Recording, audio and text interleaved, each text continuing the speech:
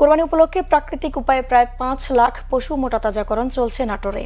জেলায় এবার চাহিদার দ্বিগুণ গরু ছাগল প্রস্তুত করা হচ্ছে। তবে এ কাজে প্রাণী সম্পদ কর্মকর্তাদের সহযোগিতা না পাওয়ার অভিযোগ খামারিদের। নাটোর থেকে কামরুল ইসলামের রিপোর্ট। শাহিওয়াল, রাজস্থানী, নেপালির সাথে দেশি শঙ্কর সহ নানা জাতের পশু মোটাতাজা হচ্ছে নাটোরের বিভিন্ন খামারে।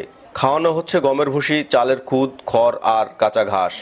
গমের ভুসি, গুঁড়া, খোল, পালিশ এগুলো দিয়ে আমরা পানির সাথে মিশ্র করে খাওয়াই দিই। বিভিন্ন রকমের ঘাস, খ্যার, পোয়াল, ভুসি এগুলো দিয়ে আমরা খাবার দিই। শাহিওয়াল আছে, হলস্টিন ফ্রিজিয়ান আছে, ব্রাহ্মা ক্রস আছে, নেপালি গির আছে, ইন্ডিয়ান বলদ আছে, উলবাড়ি সার আছে।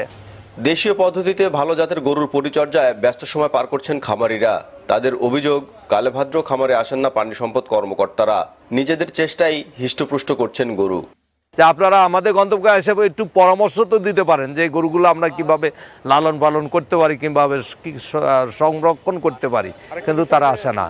যদিও অভিযোগ অস্বীকার করে প্রাণী সম্পদ কর্মকর্তারা বলছেন, গবাদি পশুর উন্নয়নে খামারিদের নিয়মিত প্রশিক্ষণ ও সাহায্য সহযোগিতা করছেন তারা।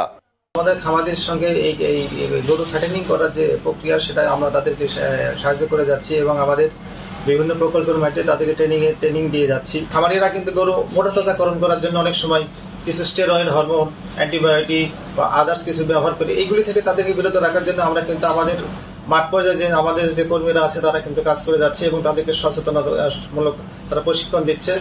কোরবানির সময় এগিয়ে আসার সাথে সাথে স্থানীয় চাহিদা মিটিয়ে দেশের বিভিন্ন অঞ্চলে যাবে এসব পশু।